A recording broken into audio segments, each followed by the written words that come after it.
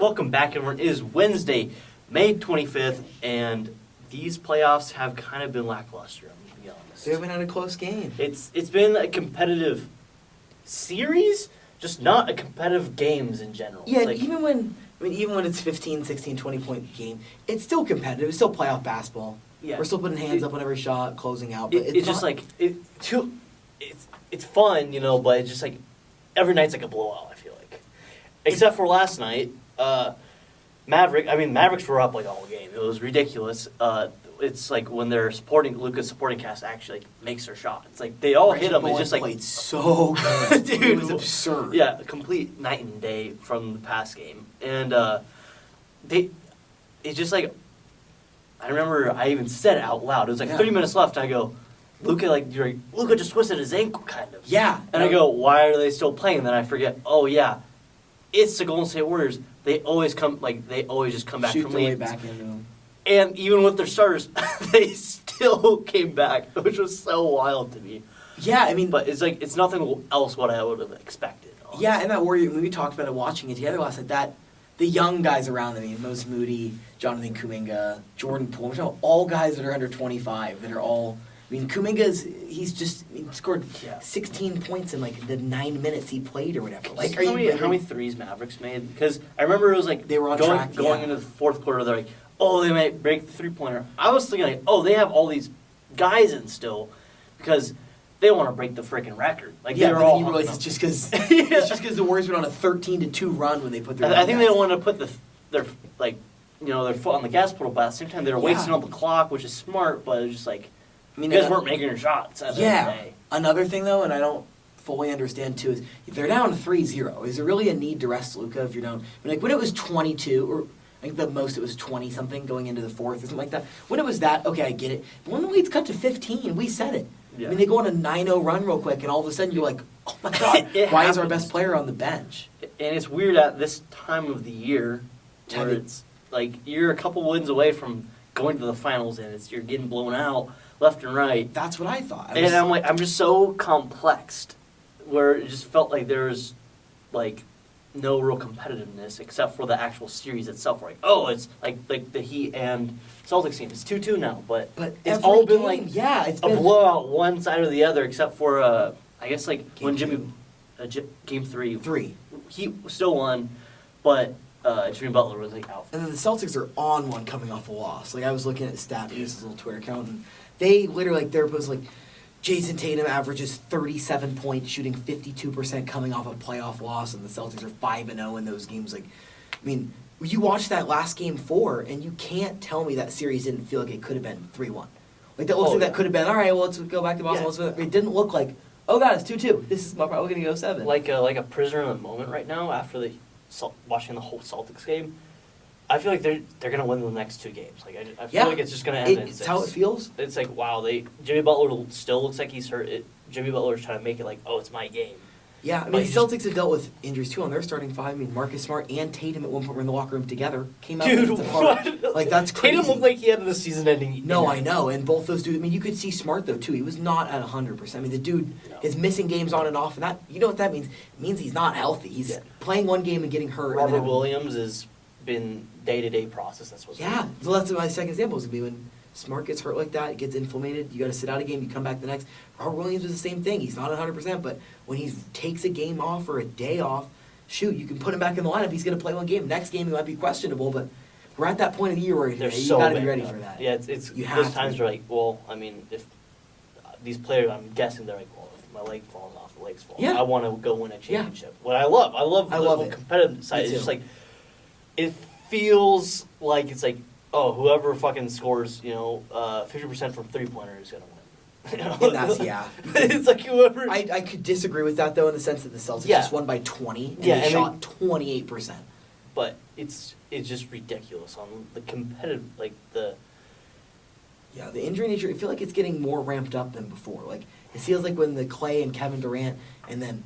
Like, I feel like that kind of took a turn to where now every series, not people coming in injured, I guess Smart in that sense, but a lot of players getting injured in the game. And I know, I mean, don't get me wrong, it's the same, it's very different than football in the non-contact sense, but same thing as football in the sense when you hit playoff time, No one is at 100%. I don't care who. No. I mean, maybe some dude like you could have Klay Thompson. The dude's coming off injuries, but he didn't play much this season. Played 30 games. He could be, but you can't tell me like Kevon Looney played 82 games. You cannot tell me that dude is like, I feel great. No, he's battling something. Like but it seems like it's at an all-time high. Yeah. It's I'm gonna try to spin zone this into. We didn't really get to talk about it since it's been like a past.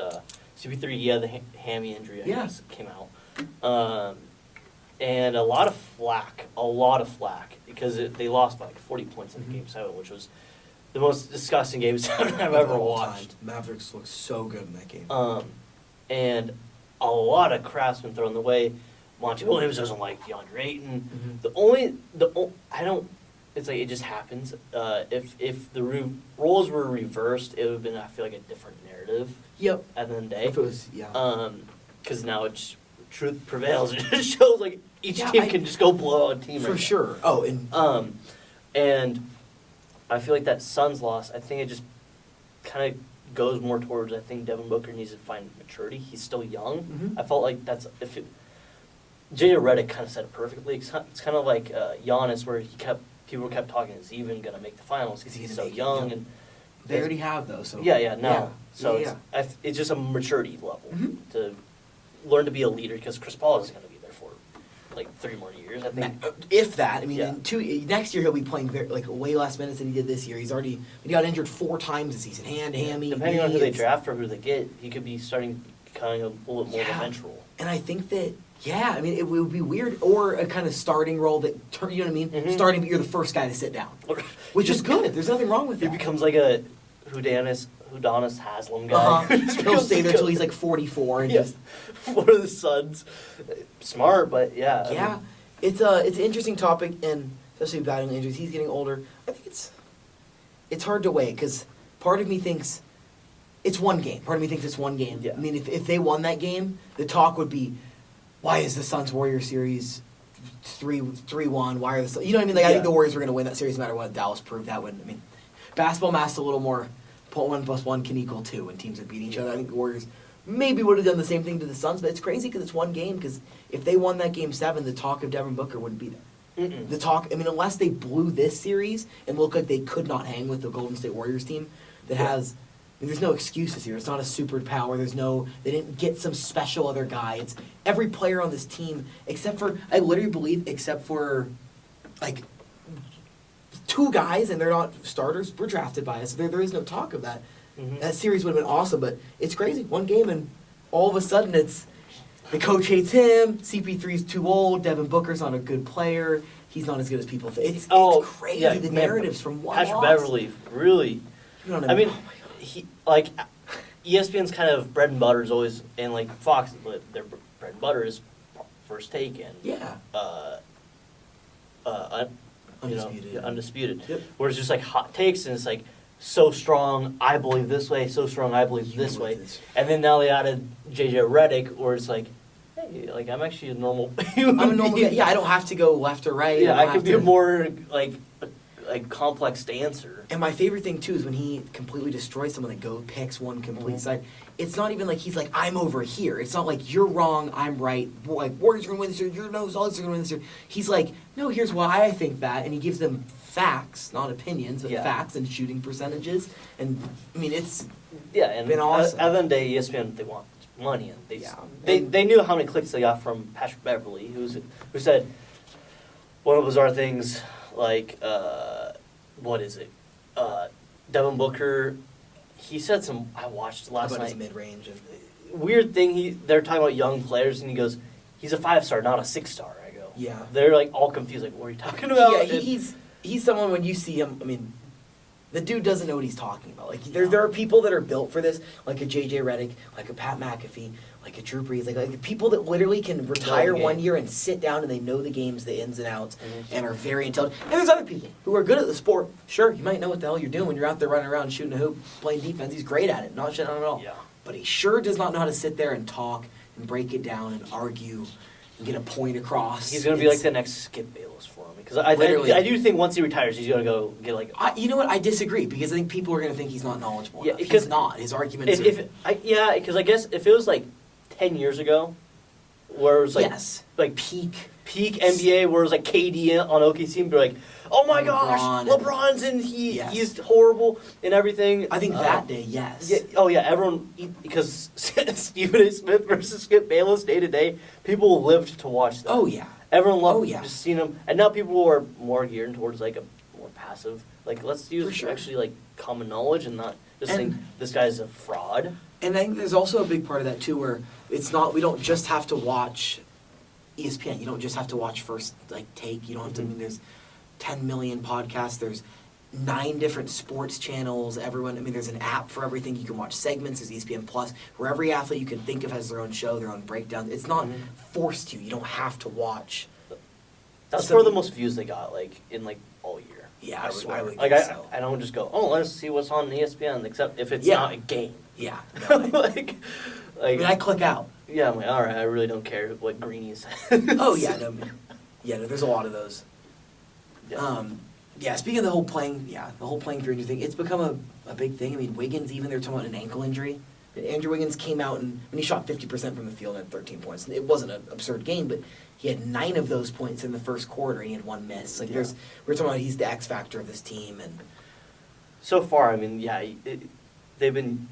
Well, I mean, it also gives credit to Steph Curry because they put so much pressure on him. Every screen, they're pressing him so much, and then it's like, well, there's going to be a guy who kind of lacking on defense, not looking at him, and it's for sure. Andrew Wiggins who cuts in or something, or hits a nice 3, and then there's a couple games where it's just 2 for 14. It's just it's funny, but he's having a career-like season, so I expect him to be better and play good and and then I guess a little bit more on the Celtics, and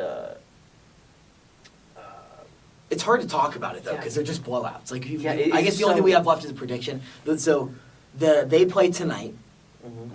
I'm gonna take Boston. I'm gonna give me the points. I'll take 2 all day. But I think especially in these playoffs. In these playoffs, that's what I'm saying. If they win, they're not gonna win by 1. I'll tell you that for damn sure. And they won't lose by 1. I don't think it's. I think it's a little hard to say they're gonna go and win 3, 4, or 4, 5, 6. I think that they can. I think my opinion is they will. I also would not be surprised if it goes back to 7. Yeah. Finals prediction. I think it's gonna be. I think we're kind of favoriting is Boston and Warriors. As Blazers not in the playoffs, I just don't. None of them in my heart can actually root for a West team. It's just that's just what happens. Yeah. So I think it would be Golden State in 7. I think 6. I think for 2 reasons.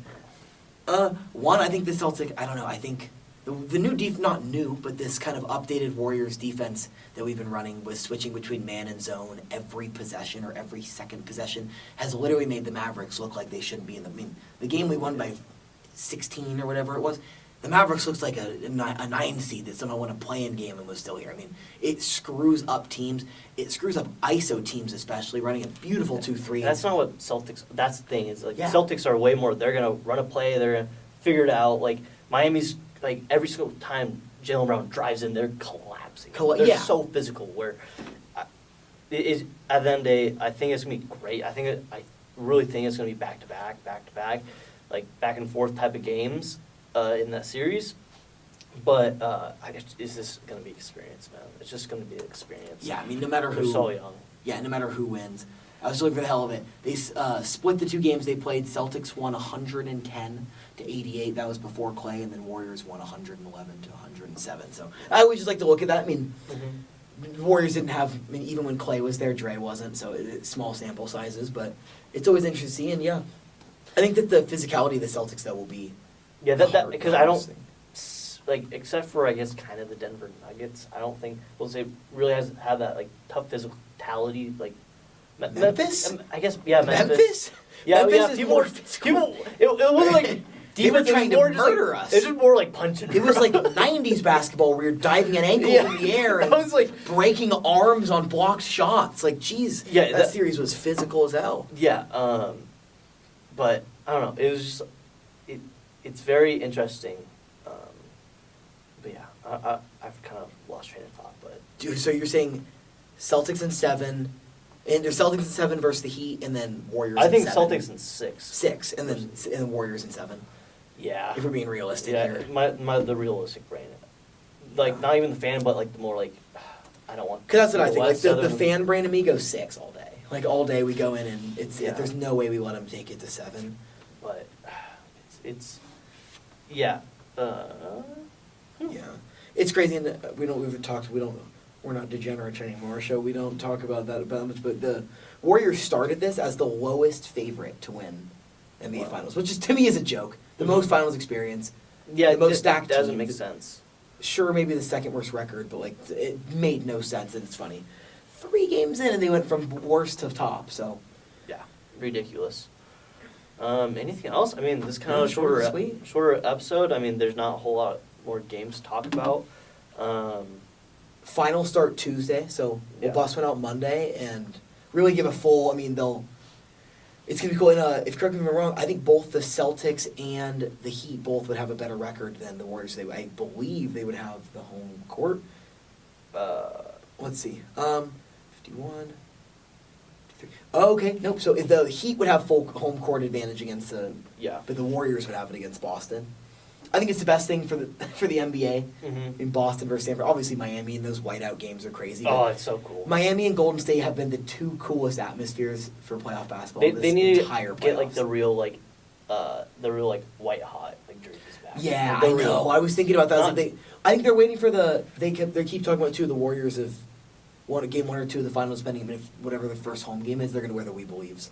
So I'm excited for those, and it's going to be. I mean, it's fun time, and yeah, I'm excited for the NBA Finals, but it also kind of makes me sad thinking about, man, it's going to be a dry period of sports. Really, it's going to be like early. Got to hop on the baseball train with me. Start watching golf Thursday through Sunday, and I'll just play. Relax and start working. I mean, golf. Yeah, it's like sometimes fun. It's background noise. Yeah, put it on when I do my homework.